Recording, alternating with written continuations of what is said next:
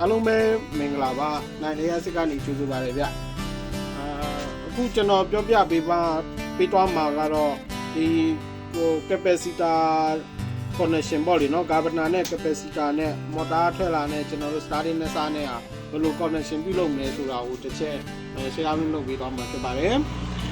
ပထမဗီဒီယိုမှာတော့ကျွန်တော်ဒီ governor လေးတွေတပ်ပုံတက်နီးတိုင်းတာစစ်ဆေးနီးလေးတွေကိုကျွန်တော်တစ်ချက်ဆဲအောင်လုပ်ပေးတာဖြစ်ပါတယ်အခုကတော့ကျွန်တော်တို့ wire connection ဘိုင်းကိုကျွန်တော်တို့တစ်ချက်ဆဲအောင်လုပ်ပေးမှာဖြစ်ပါလိမ့်မယ် wire connection ဘိုင်းကိုဆဲအောင်လုပ်တဲ့နေရာမှာကျွန်တော် TV တက်ပြီးသားနားလည်ပြီးသားညီကိုတွေရှိလို့ရှိရင်လည်းဒီဗီဒီယိုလေးကိုကြော်သွားလိုက်ပါလေနော်အခုကျွန်တော်မျှဝေပေးမှာတော့အခုမှမော်တာဘိုင်းကိုစတင်လေ့လာနေတဲ့ညီအကိုတွေအတွက်ကိုတစ်ချက် share လုပ်ပေးခြင်းဖြစ်ပါတယ်လိုအပ်ချက်တွေလည်းရှိကောင်းရှိနိုင်တယ်ပေါ့လေနော်ဒါလေးတော့နားလည်ပေးပါပထမဆုံးအနေနဲ့ကျွန်တော်တို့ဒီ governor နဲ့ connection ကိုတိုင်းမယ် governor နဲ့ connection join တဲ့နေရာမှာတစ်ချက်တတိထားမှာကတငယ်ချင်းတို့ညီကိုလို့တုံးတဲ့ motor ဒီcapacitor က stand နဲ့ဘူးတုံးတာလား run နဲ့ stand နဲ့တုံးတာလားအဲ့ပေါ်မှာမူတည်ပြီးမှဒီ joe connection joiner လေးလည်းခွာခြားချက်တွေရှိရပေါ့ဒီနော်ကျွန်တော်အဲ့လို step ဘူးနှစ်ဘူး connection joiner နဲ့run နဲ့ stand နဲ့ပါတဲ့ motor တွေ connection joiner နဲ့လုံးဝမတူပါဘူးเนาะတိမ်မှထဲထဲမှတ်လို့မရဘူးလေเนาะအဲ့ဒါလေးကိုတစ်ချက်တတိပေးချင်ပါလေကျွန်တော်ကတော့ဒါ step ဘူးနှစ်ဘူးတုံးထားတာပါ motor 3အောင်ဖြစ်တဲ့အတွက် step ဘူးနှစ်ဘူး motor လည်း AC ပေါ့လေเนาะအဲ့ဒါ step ဘူးနှစ်ဘူးနဲ့ connection ဘယ်လို join မလဲကျွန်တော်နဲ့ကြည့်လိုက်ရအောင်ပထမဆုံးကျွန်တော်တို့ဒီမှာ governor မှာပါတဲ့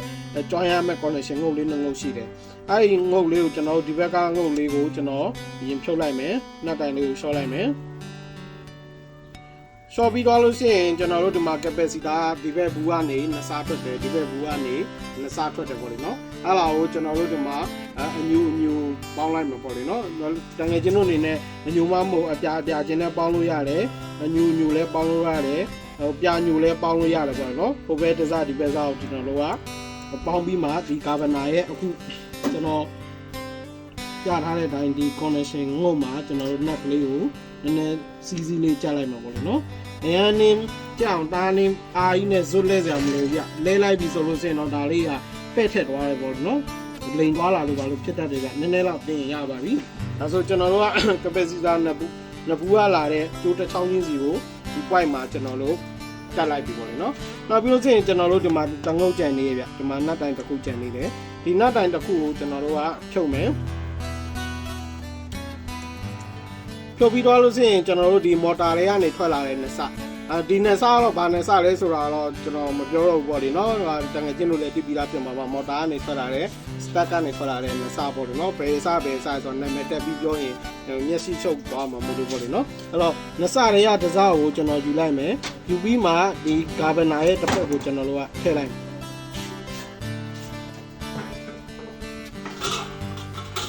ကျွန်တော် governor ရဲ့တစ်ဖက်ကိုထည့်လိုက်ပါပြီgovernor ရဲ့ motor ကနေထွက်လာတဲ့တစားကို governor ရဲ့တစ်ဖက်မှာဝင်မယ်ဒီ capacitor နှလုံးပေါင်းထားတဲ့ဟာကို governor ရဲ့တစ်ဖက်မှာကျွန်တော်တို့က join လိုက်မယ်ဒါဆို governor မှာဒီကောင်လေးကျိုး connection ကို join ပြီးသွားပြီဖြစ်ပါတယ်အဲ့မှာပိုလာတဲ့နှစ်စကျွန်တော်တို့ကပိုလာတဲ့3စားပေါ့လေနော်ဒီ3စားကိုဒါ capacitor ကနေပိုနေတဲ့တစ်ချောင်းဒီဘက် capacitor ကနေပိုနေတဲ့တစ်ချောင်းနဲ့မော်တာအုံလေးကနေထွက်လာတယ်ပူနေတဲ့3ချောင်းကိုကျွန်တော်တို့ကဒီမှာ connection လုပ်ပေးရမှာဖြစ်ပါတယ်အဲ့ဒါလေးကိုသူကဘာနဲ့ connection လုပ်လဲဆိုတဲ့အခါကျတော့ကျွန်တော်တို့ဒီမှာသူ့ရဲ့ governor ဖုံးလေးပေါ့လေနော်ဒီဖုံးလေးမှာကျွန်တော်တို့က net တိုင်လေးပါတယ်တချို့ motor တွေမှာကျတော့ဒီဖုံးလေးမပါတော့ဘာလုပ်လဲဆိုတော့ဒီကျိုးတွေကိုကျွန်တော်တို့ကဒီ net ကောင်းလေးနဲ့ပေါ့လေနော်ဘယ်လို net ကောင်းလေးဆိုတဲ့အခါကျတော့တကယ်ချင်းကျွန်တော်ပြဒီလို net ကောင်းလေးပေါ့နေရာဒီလိတ်ကမဲနေဒီလို net ကောင်းလေးနော်ဒီနတ်ကောင်းလေးအဲ့နတ်ကောင်းလေးထဲမှာဒီလိုအကုန်လုံးဆွတ်လိုက်တယ်ဒီလိုဆွတ်တယ်ပုံမှုစလုံးဆွတ်တယ်ဆွတ်ပြီးမှနဲ့ဖင်ပိတ်ကောင်းပိတ်ကြက်လိုက်တာပေါ့နော်ဒီလိုဖင်ပိတ်ကောင်းပိတ်ကြက်လိုက်တာကြက်ပြီးမှထွဲတယ်တချို့ကျတော့လည်းဒီကျိုးတွေအကုန်ဖြတ်ပြီးမှဒီလိုပေါင်းပြီးမှကျွန်တော်တို့ဝိုင်ယာတိတ်နဲ့စီးလိုက်တယ်ပေါ့လေနော်ပုံမှန်ပြတော့သူ့ဒီကာဗနာဖုန်းလေးနဲ့သူ့ original လေးတိုင်းတက်တာတော့ကောင်းပါလေဒီ ဒီကာဗနာဖုန်းလေးပေါ့နော်ဒီကာဗနာဖုန်းလေးကိုကျွန်တော်တို့ဒီကျိုးတွေကိုဒီကာဗနာရဲ့ဒီ connection တိုင်းမှာဒီလိုပေါင်းမှာပေါ့လေနော်ပေါင်းမှာဆိုတော့ဒီကာဗနာအဖုန်းလေးကိုကျွန်တော်တို့သူ့နေရာလေးမှာအထိုင်ချလိုက်မှာပေါ့လေနော်သူ့နေရာလေးမှာထိုင်ချမှာဆိုကာဗနာကဒီမှာအကျိုးထွက်တဲ့အဟိုက်လေးပါတယ်ကျွန်တော်တို့ကာဗနာကိုပေါင်းထားတဲ့ capacity အကျိုးနဲ့စအဟိုက်လေးတွေကိုထည့်မယ်ထည့်ပြီးသွားလို့ဆိုရင်ဒီမှာသူ့ရဲ့ဒီအဖုန်းလေးတက်တဲ့နပ်ပေါက်လေးပါတယ်ဗျအဲဒီဖုန်းလေးတက်တဲ့နပ်ပေါက်လေးတွေမှာကျွန်တော်တို့ကနပ်တိုင်လေးတွေကိုထည့်မယ်ပေါ့လေနော်နတ်တိုင်ကအရန်နင်းရှည်လို့လည်းမရပါဘူးဗျာเนาะသူ့ရဲ့နတ်ဆွဲစာခတ်တူတူဆိုရပြီအရန်ရှည်လို့ရှိရင်အထဲထဲဟိုဖောက်ဝင်သွားတယ်ပေါ့လေเนาะသူကဟိုဘက်အထိဒိုးရုပ်ပေါက်တာဆိုတော့လေเนาะအဲ့လိုမျိုးလေးပါနတ်တိုင်လေးတွေကိုကျွန်တော်တို့ဒီမှာကာဗနာဖုန်းလေးပေါ့เนาะကာဗနာဖုန်းလေးကိုကျွန်တော်တို့တက်လိုက်ပြီဆိုဒီကောင်လေးကညိန်သွားပြီညိန်သွားတဲ့အချိန်ကြာမှကျွန်တော်တို့က connection တိုင်ကိုဒီကျိုးလေးတွေလာစုပြီးမှပေါင်းမှဖြစ်ပါတယ်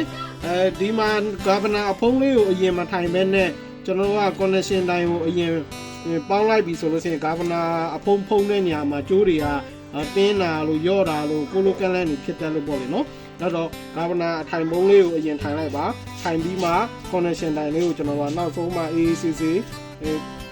ပေါင်းလို့ရပြီပေါ့လေနော်ဒါဆိုရင်နော်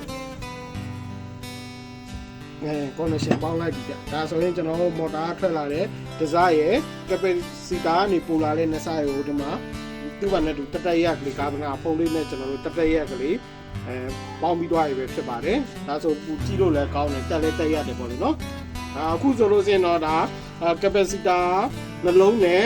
မိမိသုံးထားတဲ့ capacitor နှလုံးဆိုတော့ကျွန်တော်ဒါ stand နှလုံးနဲ့